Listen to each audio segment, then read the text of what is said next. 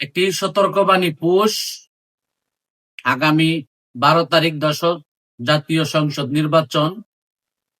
তো বাংলাদেশ সরকার মোটরসাইকেল 3 দিনের জন্য অর্থাৎ 72 ঘন্টা নিষিদ্ধ করেছে।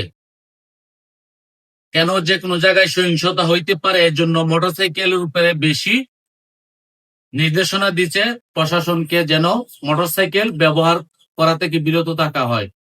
এই জন্য আজকে রাত্রে 10 তারিখ 12টার পর থেকে 72 ঘন্টার জন্য, অর্থাৎ 13 তারিখ রাত্রে 12টা পর্যন্ত মোটরসাইকেল রাস্তাঘাটে চলাচল একদম নিষিদ্ধ।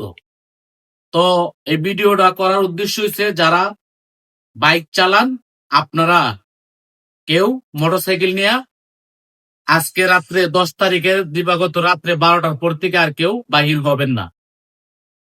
আপনারা 13 তারিখ রাত্র 12টার পরে তারপর মোটরসাইকেল নিয়ে আপনারা বাহির হইতে পারবেন।